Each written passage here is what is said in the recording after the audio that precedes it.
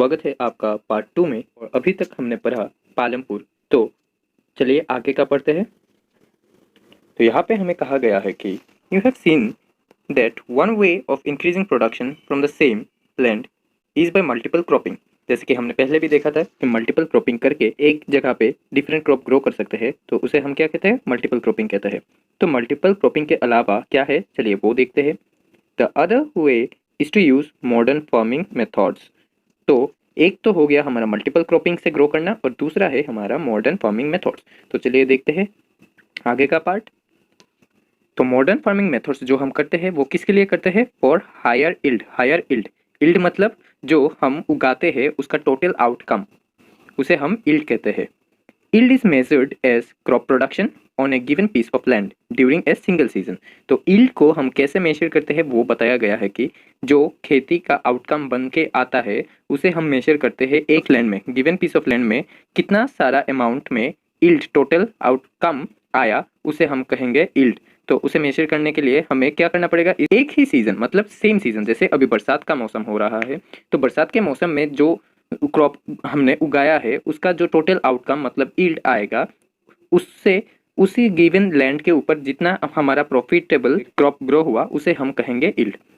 तो चलिए आगे पढ़ते हैं। Till the mid 1960s the seed used in cultivation were traditional ones with relatively low yields. Traditional seeds needed less irrigation. Farmer used cow dung and other natural manure as fertilizers. तो पहले के time में यहाँ पे कौन सा time बताया गया है कि 1960s का टाइम, जो मिड 1960 मतलब 1960 के बीच में। जैसे अभी 2020 चल रहा है तो 2020 का बीच का महीना जून जुलाई ऐसा हो गया, तो उस टाइम 1960s का भी मिड मतलब उस साल का मिडिल पोर्शन में जो एक टाइम था, उस टाइम में क्या हुआ था? सीड्स यूज्ड इन कल्टीवेशन, जो सीड वो फार्मर लोग कल्टीवेट किया था वो उन्हें कुछ ज़्यादा एक्सटर्नल इरिगेशन की ज़रूरत नहीं पड़ती थी, वो अपने आप से ग्रो कर लिया करते थे। और फार्मर्स लोग खेती करने के लिए काउ डंग का भी यूज़ करते थे as a manure and other natural manures as fertilizers. और काउ डंग को मेन्योर की तरह यूज़ करते हैं और बाकी natural manure as a fertilizer. तो आपके मन में सवाल आ रहा होगा कि मेन्योर क्या है, फर्टिलाइजर्स क्या है? मेन्योर और फर्टिलाइजर दोनों ऐसे चीज़ है जो खेती करने में हमारा हेल्प करता है, जिससे हमारे फूड को एनर्जी मिलता है, डिफरेंट वेराइटीज ऑफ न्यूट्रिएंट्स मिलता है, तो उन्हें हम मेन्योर कहेंगे। और फर्टिलाइजर्स उन्हें कहा जाता है कि फर्टिलाइजर वो है जो किसी प्लांट पे अगर सोचिए कि कोई कीड़ा पड़ जाए तो कीड़े को मारने के लिए हमें कुछ एक्सटर्नली देना पड़ता है, पेस्टिसाइड्स एंड ऑल, तो वो सब किस में पड़ता है? वो सब फर्टिलाइजर्स के अंदर पड़ता है। तो फर्टिलाइजर्स में वो सब आते हैं, लेकिन फर्टिलाइजर्स में ये चीज़ डिफरेंट है कि वो प्लांट को हार्म नहीं करता। वो भले ही उन पे प्लांट पे पड़ने वाले कीड़ों को मार लेता है लेकिन प्लांट पे हानि नहीं होने देता है। तो चलिए आगे पढ़ते हैं। All this were readily available with the farmers who did not have to buy them. ये सब चीज़ें जो मेन्योर्स था, फर्टिलाइजर्स था, काउडंग था, वो तो नेचुरली ही मिलता है, तो उन्हें फार्मर को अलग से इन्हें खरीदना नहीं पड़ता था। फिर the green revolution in late 1960s introduce the Indian farmer to cultivation of wheat and rice using high yielding varieties, जिन्हें हम HYVS कहते हैं, HIV सीड्स। तो यहाँ पे कहा गया है कि जब से ग्रीन रिवोल्यूशन शुरू हुआ है, ग्रीन रिवोल्यूशन क्या है? ग्रीन रिवोल्यूशन एक ऐसा मूवमेंट था जहाँ पर फार्मर्स लोग अपने एक जगह पे different variety of crop grow करने के लिए उत्तेजित हुए थे। वो एक जगह पर डिफरेंट क्रॉप्स ग्रो करना चाहते थे और ज़्यादा अमाउंट ऑफ यील्ड प्राप्त करना चाहते थे। तो एक ही जगह पे डिफरेंट क्रॉप्स ग्रो करके और different variety of yields higher amount पे ग्रो करने के लिए उन्हें कैसा ग्रो करना पड़ा? उस सारे टेक्निक कहाँ पे आते हैं? वो सारे टेक्निक ग्रीन रिवोल्यूशन के अंडर पे आते हैं। तो चलिए आगे जैसे जैसे हम आगे पढ़ते जाएंगे इसे हम और डिटेल्स में समझते जाएंगे। देखते हैं आगे क्या कहा गया है कि compared to the traditional seeds, the HYV seeds promise to produce much greater amounts of grain on a single plant। तो वो जो ग्रीन रिवोल्यूशन था, उस ग्रीन रिवोल्यूशन में फार्मर्स को ये कहा गया था कि वो व्हीट एंड राइस को ज़्यादा प्रोड्यूस करे इन डिफरेंट वेराइटी, और उन वेराइटी ऑफ सीड्स का नाम क्या था? HYVS। ऐसे बोलने के लिए HYVs कहते हैं, लेकिन स्पेलिंग लिखने टाइम HYV फिर छोटा करके S लिखना पड़ता है। तो HYV सीड्स यूज़ करके जो रिवोल्यूशन आया कल्टीवेशन में, उन रिवोल्यूशन को क्या कहते हैं? उन रिवोल्यूशन को हम ग्रीन रिवोल्यूशन कहते हैं। फिर यहाँ पे कहा गया है कि compare to traditional seeds the HYV seeds promise to produce much greater amounts of grain on a single plant। यहाँ पे कहा गया है कि ये जो सीड्स उन लोगों ने ग्रो किया था, ऐसा प्रोमिस करता हुआ मिला था फार्मर्स को कि वो ज़्यादा प्रोड्यूस करेगा अपने अमाउंट ऑफ ग्रेन को, जितना खेती होना चाहिए उससे ज़्यादा खेती होगा सेम उसी जगह पे, लेकिन अमाउंट बढ़ जाएगा। As a result the same piece of land would now produce far larger quantities of food grains than was possibly earlier. तो यहाँ पे यही कहा गया है कि जिसके कारण ये जो HIV सीड्स यूज़ करते थे उसके कारण एक ही जगह पे बहुत सारा अमाउंट ऑफ फूड, मतलब फूड इन द सेंस तुम्हारा यहाँ पे होगा यील्ड, मतलब जो खेती आपने किया वो उसका अमाउंट बहुत बढ़ जाएगा। और उसका क्या लाभ होगा? उसका लाभ यही होगा कि पहले जितना ग्रो किया करता था उससे ज़्यादा प्रॉफिट होगा अब फार्मर्स को। तो उसे हम क्या कहते हैं? उसे हम ग्रीन रिवोल्यूशन कहते हैं। HYV seeds however needed plenty of water and also chemical fertilizers. यहाँ पे कहा गया है कि ये जो HYV सीड्स है इन्हें ग्रो करने के लिए क्या क्या चाहिए? नीडेड प्लेंटी ऑफ वाटर, मतलब काफ़ी सारा पानी चाहिए और बहुत सारा केमिकल फर्टिलाइजर्स भी चाहिए। तो HYV सीड्स को ग्रो करने के लिए plenty of water and chemical fertilizers चाहिए और उसके साथ पेस्टिसाइड्स भी चाहिए टू प्रोड्यूस बेस्ट रिजल्ट, जिससे कि हमें सबसे बेस्ट फूड मिल सके। यहाँ पे food in the sense crop जो हमने ग्रो किया, खेती किया। Higher yields were possibly only from a combination of HIV seeds, irrigation, chemical fertilizers, pesticides etcetera. तो यहाँ पे कहा गया है कि जितना हमें ज़्यादा यील्ड चाहिए उसके लिए क्या क्या चाहिए होगा? HYV सीड्स तो चाहिए ही होगा, उसके साथ अच्छा इरिगेशन का प्रोसेस भी चाहिए, फिर केमिकल फर्टिलाइजर्स भी चाहिए, पेस्टिसाइड्स भी चाहिए और एक्सेट्रा भी, मतलब पेस्टिसाइड्स और बाकी सब भी चाहिए। तो पेस्टिसाइड्स का मतलब कुछ ऐसा केमिकल्स जो हम प्लांट्स पे डालते हैं जिससे अगर प्लांट में कोई कीड़ा पड़ जाए तो कीड़ा को ये मार डाले, क्योंकि कीड़ा पड़ने से प्लांट मर भी सकता है, तो इसीलिए हमें पेस्टिसाइड्स देना चाहिए। तो चलिए आगे करते हैं। Farmers of Punjab, Haryana and western Uttar Pradesh were the first to try out modern farming method in India. तो इसे आप मार्क कर लीजिए, आपको क्वेश्चन आ सकता है कि मॉडर्न फार्मिंग मेथड इंडिया में सबसे पहले कहाँ हुआ था? तो आप कहेंगे The modern farming method in India was first ever tried by farmers of Punjab, Haryana and Uttar Pradesh. तो इन तीन जगह पे इंडिया पे पहले मॉडर्न फार्मिंग मेथड ट्राई किया गया था। तो मॉडर्न फार्मिंग मेथड क्या हो गया? मल्टीपल क्रॉप एक ही जगह पे ग्रो करने के लिए, जिससे कि हमारा अमाउंट ऑफ क्रॉप ज़्यादा हो जाए, तो उसे हम क्या कहते हैं? उसे हम मॉडर्न फार्मिंग मेथड कहते हैं। तो चलिए आगे पढ़ते हैं। The farmers in this region set up tubewells for irrigation and made use of HYV seeds, chemical fertilizers and pesticides in farming. तो वहाँ पे ये तीन जगह पे जो फार्मर लोग मॉडर्न फार्मिंग मेथड प्रैक्टिस कर रहे थे मतलब वहाँ पे वो अपना रहे थे। तो वहाँ पे उन्होंने और क्या किया? उन रीजन पे उन्होंने क्या किया? उन्होंने ट्यूबवेल्स बनाया फॉर किसके लिए? इरिगेशन के लिए, पानी डालने के लिए। फिर made use of HYV seeds, वो जो HYV सीड्स सब बन गए थे उनका यूज़ किया, और फिर केमिकल फर्टिलाइजर भी डाला एंड पेस्टिसाइड्स इन फार्मिंग। तो पेस्टिसाइड्स डाला, केमिकल फर्टिलाइजर भी डाला, HIV सीड्स भी डाला और इरिगेशन के लिए ट्यूबवेल भी इंस्टॉल कर दिया। फिर some of them bought farm machinery like tractors and threshers which made ploughing and harvesting faster. और उनमें से कोई जो थोड़े से रिच थे, अब सब फार्मर तो रिच नहीं होते, लेकिन उनमें से भी कोई तो रिच होता है, तो उन टाइम पे जो थोड़ा सा इन्वेस्टमेंट ज़्यादा करता था वैसे फार्मर्स क्या किया? उन्होंने मशीनरी भी खरीदना शुरू कर दिया। मशीनरी जैसे ट्रैक्टर्स एंड थ्रेशर्स, तो ट्रैक्टर्स एंड थ्रेशर्स उन्होंने खरीद लिया। Which made ploughing and harvesting faster, जिसके कारण उनका खेती बहुत तेज़ी से होने लगा। यहाँ पे कहा गया है कि प्रोडक्शन जल्दी से होने लगा और इसके कारण they were rewarded with high yields of wheat. Rewarded मतलब जैसे किसी चीज़ का इनाम मिलता है तो उसे कहते हैं यू आर रिवॉर्डेड। तो यहाँ पे वो लोग जो मॉडर्न फार्मिंग मेथड अपनाए, ऊपर से मशीनरी भी खरीदे जैसे कि ट्रैक्टर्स हो गया और थ्रेशर्स हो गया, तो इनके कारण उन्हें हाई यील्ड मिलने लगा ऑफ व्हीट। वो उन्होंने जब व्हीट को ग्रो किया तो मॉडर्न फार्मिंग मेथड अप्लाई करने के बाद, मशीनरी अप्लाई करने के बाद काफ़ी सारा यील्ड मिला, वो भी हाई अमाउंट में। फिर in Palampur the yield of wheat grown from the traditional variety was 1300 kg per hectare. With HYV seeds the yield went up to 3200 kg per hectare. तो यहाँ पे देख सकते हैं जिस पालमपुर में पहले लोग मॉडर्न फार्मिंग प्रैक्टिस नहीं करते थे तब की टाइम में सिर्फ 1300 किलोग्राम पर हेक्टर ग्रो किया करता था क्रॉप, और जब से HYV सीड्स मतलब मॉडर्न फार्मिंग मेथड यूज होने लगा तब से ये 1300 kg से अमाउंट बढ़ के 3200 kg पर हेक्टर हो गया। हेक्टर मतलब एक डिस्टेंस, मतलब जैसे बीघा होता है बीच के होता है लैंड का, तो उसका जैसे ही ये एक टर्म है hectare. There was a large increase in production of wheat, farmers now had great amounts of surplus to sell in the market. तो उसके कारण ये तो 3200 केजी हो गया, डायरेक्ट 1300 केजी से 3200 केजी तक क्रॉप्स का ग्रोथ बढ़ गया, अमाउंट बढ़ गया, क्रॉप्स का अमाउंट बढ़ गया। तो इसके कारण क्या हुआ, वो जो फार्मर्स थे had greater amounts of surplus, तो मार्केट पे बेचने के बाद ज़्यादा पैसा मिलने लगा। अगर वो लोग मॉडर्न फार्मिंग प्रैक्टिस ना करते तो शायद वही 1300 केजी ही ग्रो किया करते थे और शायद से कुछ कम ही पैसा मिलता था, लेकिन उन्होंने मॉडर्न फार्मिंग प्रैक्टिस किया, इसी कारण वो सफल हुए ज़्यादा पैसा कमाने में। तो चलिए आगे देखते हैं।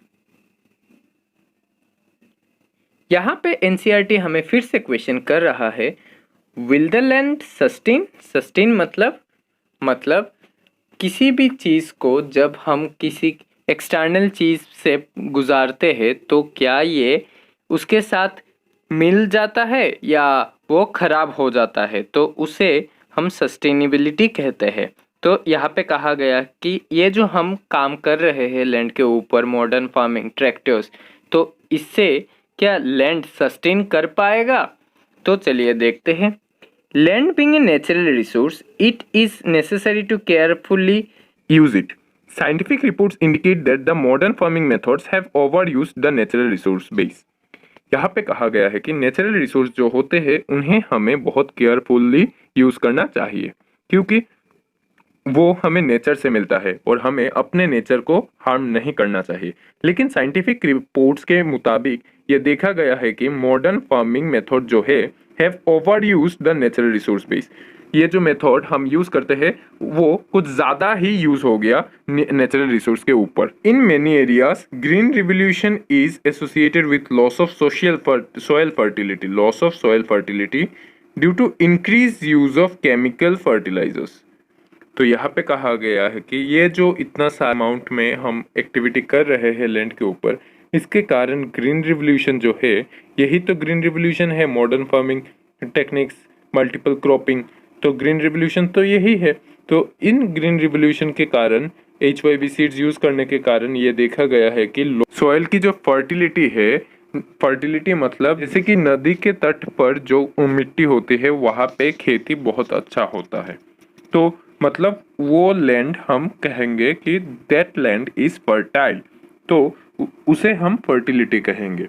तो ये जो इतना सारा ग्रीन रिवोल्यूशन का कारण हुआ है, HYV सीड्स ज़्यादा करके यूज़ करने के कारण हमें ये देखा गया है कि सॉइल का जो फर्टिलिटी है वो लॉस हो रहा है धीरे धीरे करके। और ये सॉइल फर्टिलिटी किस लिए लॉस हो रहा है, due to increase of use of chemical fertilizers. ये जो केमिकल फर्टिलाइजर्स है उनके यूज़ ज़्यादा अमाउंट पे करने के कारण ये सॉइल की फर्टिलिटी कम रही है। तो आगे कहा गया है कि also continuous use of groundwater for tubewell irrigation has led to depletion of water table। यहाँ पे ये भी कहा गया है कि ये जो ज़्यादा करके लोग किसान जो ट्यूबवेल्स बना रहे हैं, इंस्टॉल कर रहे हैं, इंस्टॉल करने के बाद ज़्यादा से ज़्यादा अमाउंट ऑफ वाटर अंडरग्राउंड से बाहर निकल के आ रहा है, जिसे हम इरिगेशन में यूज़ करते हैं, तो ज़्यादा से ज़्यादा पानी अंडर वाटर से निकल आ रहा है, तो वहाँ पे तो वाटर का लेवल नीचे जा रहा है। तो वही कहा गया है कि tubewell irrigation has led to depletion of water table. Depletion मतलब घटना, मतलब डिक्रीज होना। डिप्लीशन ऑफ वाटर टेबल मतलब वो जो अंडरग्राउंड वाटर का एक लेवल होता है उसे हम वाटर टेबल कहते हैं। तो आगे कहा गया है कि environmental resources like soil fertility and groundwater are built up over years. Once destroyed, it is very difficult to restore them. We must take care of the environment to ensure future development of agriculture।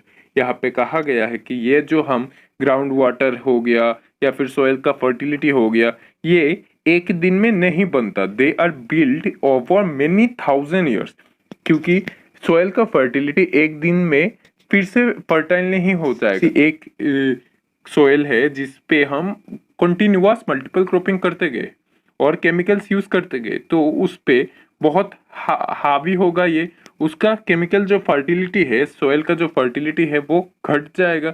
घटने के कारण इसे जल्दी से जल्दी तो हम तो नहीं बनाते, ये तो नेचुरल रिसोर्सेस है। तो नेचुरल रिसोर्सेस होने के कारण ये खुद से फिर से रिस्टोर होता है, और ये रिस्टोर होने के लिए बहुत ज़्यादा टाइम लगता है।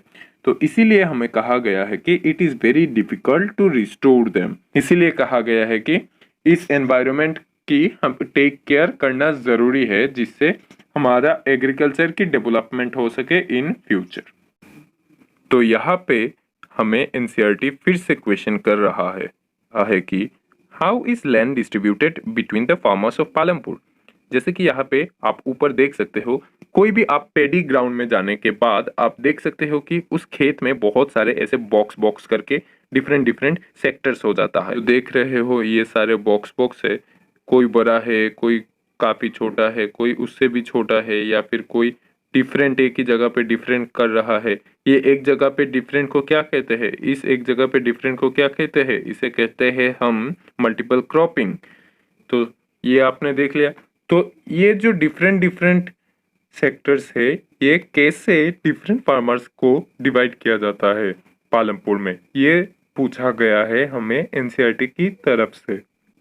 You must have realized how important land is for farming. Unfortunately, not all the people engaged in agriculture have sufficient land for cultivation. In Palampur, about one third of 450 families are landless. There is 150 families, most of them Dalits, have no land for cultivation. यहाँ पे कहा गया है कि हमने अभी तक तो देखा कि हमें नेचुरल रिसोर्स की केयर कितना ज़्यादा करके करना पड़ता है, क्योंकि हम काफ़ी हार्म भी करते हैं नेचुरल रिसोर्सेज के ऊपर। Unfortunately not all farmers engaged in agriculture have sufficient land for cultivation. यहाँ पे कहा गया है कि अनफॉर्चुनेटली मतलब ये अनफॉर्चुनेटली पालमपुर के जो जितने भी फार्मर्स है, मतलब 150 फैमिलीज में से बहुत कम फार्मर के पास ही लैंड, अपना खुद का लैंड हुआ करता था। और उनमें से इसलिए भी नहीं होता था मैक्सिमम के पास, क्योंकि वो जो 450 फैमिलीज होते थे, 450 में से 150 फैमिली ही दलित थे, जिनके पास अपना खुद का कोई कल्टिवेबल लैंड नहीं था। Of the remaining families who own Land, 240 families cultivate small plots of land less than 2 hectares in size. Cultivation of such plots doesn't bring adequate income to the farmer people. तो यहाँ पे कहा गया है कि वो 150 पीपल तो दलित ही थे, तो उनका कोई खुद का कल्टिवेबल लैंड नहीं था। और उसके बाद उन 150 के बाद टोटल 450 में से 240 बाकी जो फैमिलीज थे, उनके पास सिर्फ छोटा सा ही प्लॉट था जहाँ पे वो अपना खेती कर सके, जो 2 हेक्टर से कम था। Cultivation of such plots doesn't bring adequate income to the farmer's family. तो उन छोटी छोटी जगह पे कल्टीवेट करने के बाद फार्मर्स को ज़्यादा खेती का लाभ नहीं होता था, क्योंकि उनके पास जगह ही कम है, तो वो ज़्यादा कैसे ग्रो करे।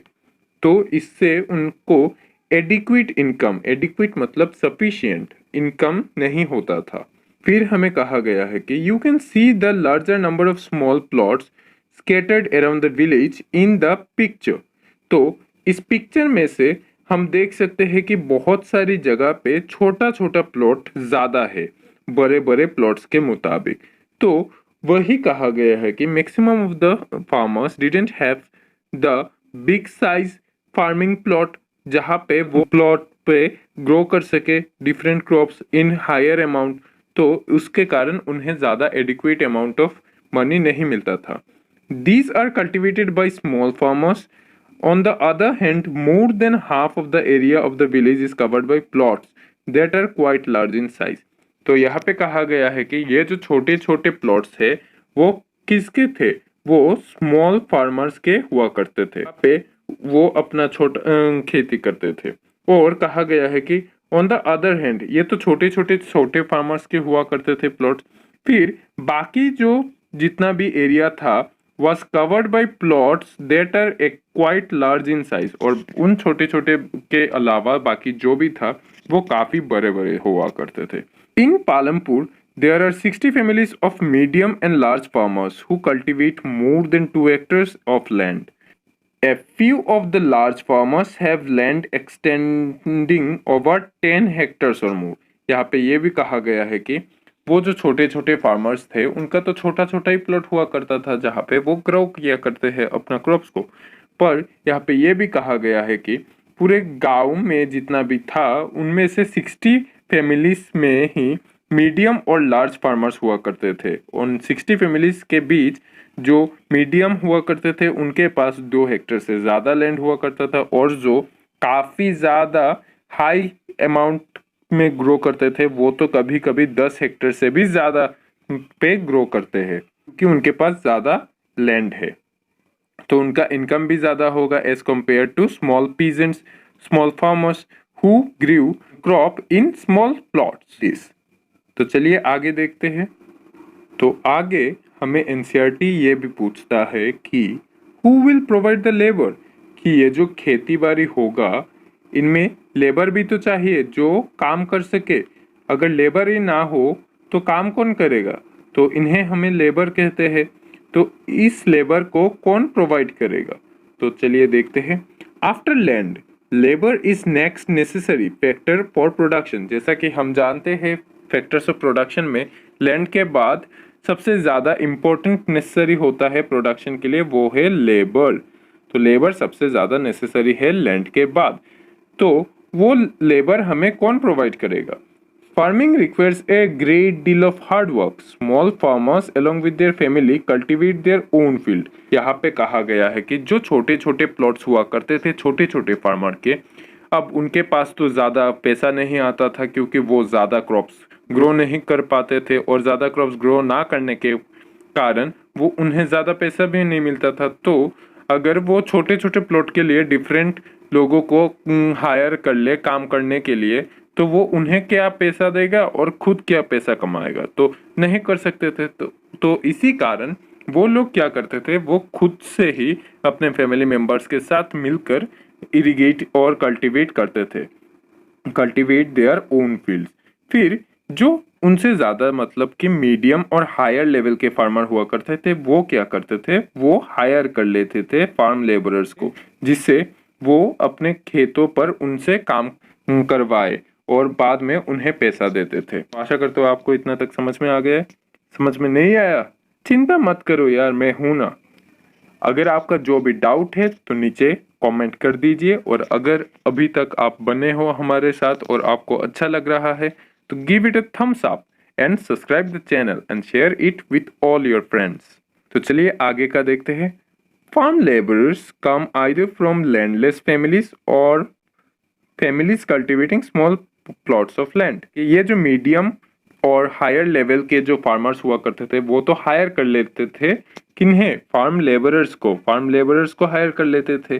तो ये फार्म लेबरर्स कहाँ से आते थे, फार्म लेबरर्स वो होते हैं जिनके पास ना खुद की जमीन होती थी ना कहीं पे वो खुद से खेती कर पाते थे, या जिनका छोटा छोटा प्लॉट हुआ करता था।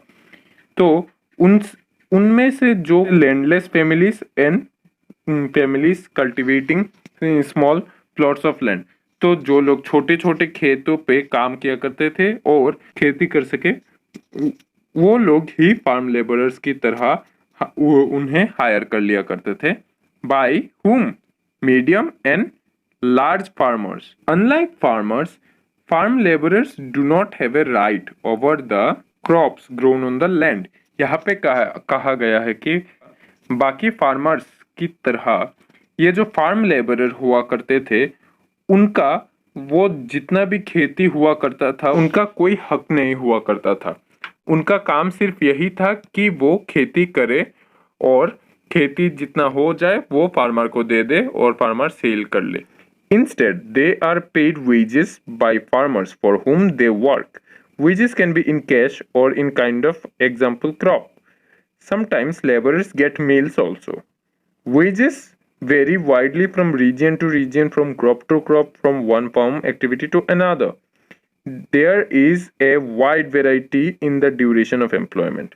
यहाँ पे कहा गया है कि ये इनके पास तो वो जितना क्रॉप ग्रो किया करता था उसका उस पर कोई हक नहीं बनता, कोई राइट नहीं है उन पर वो जो काम करते थे, वो जो कल्टीवेट करते थे हायर होने के बाद, तो हायर किया है मतलब उन्हें पैसा देना पड़ेगा, वो देने के प्रोसेस को हम कहते हैं वेज।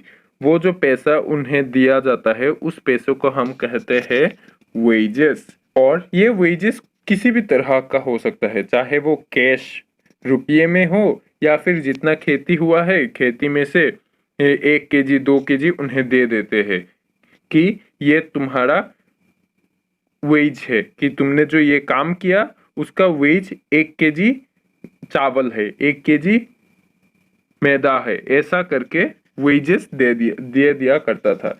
ये जो वेज दिया करता था इसका वैल्यू वेरी करता था, मतलब इसका वैल्यू डिफर करता था। डिफर मतलब एक जगह से दूसरी जगह पे डिफरेंट हुआ करता था। जैसे कि आपके शहर में कुछ फार्मिंग हो रहा है, आपके शहर में लैंड लेबरर्स को 300 रुपये दिया जाता है, तो आपके नाइबरिंग शहर में अगर कोई इस लैंड फार्म लेबरर्स को हायर करता है तो उन्हें शायद से 2 kg चावल दिया जाता है। और शायद कोई और नाइबरिंग कंट्री हो गया, पकड़ लीजिए एग्जाम्पल, तो वहाँ पे भी फार्म एक्टिविटी होता है, तो फार्म एक्टिविटी के लिए फार्म लेबरर्स की ज़रूरत है, तो फार्म लेबरर्स को वेज देने के लिए पकड़ लीजिए वहाँ पे 100 रुपये में ही हो जाता है उनका वेजेस। तो ये डिफर करता है कि आप कैसे क्रॉप ग्रो कर रहे हो, कहाँ पे ग्रो कर रहे हो, वो इन फैक्टर्स पे डिपेंड करके आपका वेज डिसाइड किया जाता है। ए farm laborer might be employed on a daily basis or for a particular farm activity like harvesting or for whole year। ये जो फार्म लेबरर्स हुआ करते हैं उन्हें डिफरेंट मेथड्स में हायर किया जाता है। जैसे कि पकड़ लीजिए आपने किसी को हायर किया सिर्फ एक काम करने के लिए, for employed to do a particular farm activity, तो जितना दिन वो काम खत्म नहीं हो जाता वो छोड़कर नहीं जा सकता। ठीक उसी तरह फार्म लेबरर्स को भी हम एम्प्लॉयमेंट देते हैं। एम्प्लॉयमेंट मतलब जॉब देना, जॉब देते हैं डेली बेसिस के ऊपर, मतलब तुम डेली काम करो हम डेली पैसा देंगे तुम्हें। और कोई कोई ऐसा भी लेते हैं कि इतने महीने काम करो हम इतने महीने के बाद पैसा देंगे, या फिर कोई पूरे एक होल ईयर मतलब पूरे साल के लिए हायर कर लेते हैं फार्मर्स को। फिर देखते हैं Dala is a landless farm labourer who works on a daily wages in Palampur. यहाँ पे इस इंसान को कहा गया है कि Dala is a landless farm labourer who work on daily wages in Palampur. This means he must regularly look for work. The minimum wages for a farm labourer set by the government is ₹300 per day, but Dala gets only 160। यहाँ पे कहा गया है कि ये जो डाला भाई साहब है ये डेली वर्कर है, मतलब ये इनको कोई बड़ा सा फार्मर मिडिल क्लास या फिर हायर क्लास का फार्मर हायर किया है अपने खेती पे कल्टीवेट करने के लिए, जहाँ पर वो डेली बेसिस के ऊपर काम किया करता था। तो डेली काम करने का एक माइनस पॉइंट ये है कि आपने आज काम किया, पकड़ लीजिए आपका काम उतना अच्छा नहीं हुआ तो कल आपको शायद काम पे ना रखे, तो कल तो आपको पैसा नहीं मिलेगा। और गवर्नमेंट के इसीलिए उसका जॉब अपॉर्चुनिटी का सक्सेस थोड़ा कम हो सकता है, क्योंकि अगर कल उसे जॉब ना मिले तो उसे तो काफ़ी परेशानियां झेलनी पड़ेंगी। तो गवर्नमेंट द्वारा कहा गया है कि डेली वर्कर जो हुआ करते हैं उन्हें पर डे 300 रुपया करके देना चाहिए। पर डाला को 300 के जगह पर सिर्फ कितना मिलता है, 160 रुपीस मिलता है।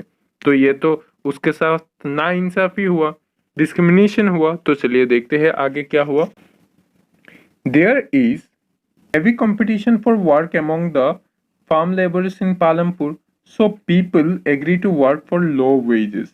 Dala complains about the situation to Ramkali, who is another farm laborer. तो ये जो है इस औरत को कहा गया है रामकली, इनका नाम है Ramkali, who is another farm laborer.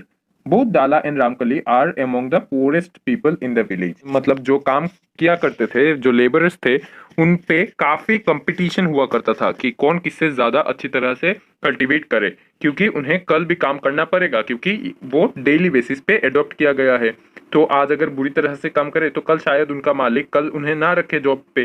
तो उससे बचने के लिए उन उन बाकी सारे फार्म लेबरर्स के बीच काफी कंपटीशन हुआ करता था कि कौन ज्यादा अच्छी तरह से ग्रो कर सके। इसी कारण वहाँ पे काफी ज्यादा कंपटीशन होने के कारण वहाँ पे फार्म लेबरर्स जो हुआ करते थे वो लो वेजेस में भी मान जाया करते थे। और ये जो हुआ करता था डाला के साथ, ये रामकली को कहता है डाला। और रामकली कौन है? रामकली उसी फार्म लेबरर में से एक है। ये डाला और रामकली दोनों ही पूरे गांव में जो और पीपल हुआ करते थे उनमें से दो है, डाला और Ramkali. The capital needed in farm, यहाँ पे कहा गया है कि ये जो फार्म एक्टिविटी किया जाता है वहाँ पे कैपिटल भी तो चाहिए। कैपिटल मतलब money. You have already seen that modern farming methods require great deal of capital, so that the farmer now needs more money than before. तो मॉडर्न फार्मिंग के लिए केमिकल फर्टिलाइजर भी चाहिए, मैन्योर भी चाहिए, HYV सीड्स भी चाहिए। तो उन्हें उनकी ज़रूरतें बढ़ गई। Farmers now need more money than before, तो पहले से ज़्यादा मनी भी चाहिए क्योंकि उन्हें खरीदना पड़ता है मॉडर्न फार्मिंग टूल्स। तो पहले नंबर पे हमें कहा गया है कि most small farmers have to borrow money to arrange for the capital. They borrow from large farmers or the village moneylenders or the traders who supply various inputs for cultivation. The rate of interest on such loans is very high. They are put to great distress to repay the loan.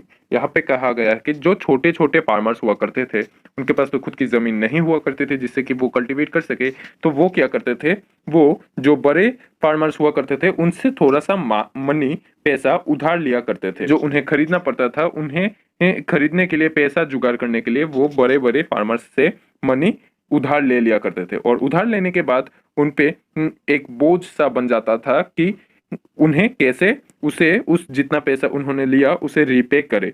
और जितना जितना repay नहीं कर पाते थे तो village money lenders भी ज़्यादा उत्तेजित हो जाकर उन्हें बहुत सारी परेशानियां झेलने पर मजबूर कर देते थे। The rate of interest on such loans is very high. ये जो मनी उधार लिया करते थे उसका इंटरेस्ट बहुत ज़्यादा हुआ करता था जो उन्हें वापस से रिपे करना पड़ेगा।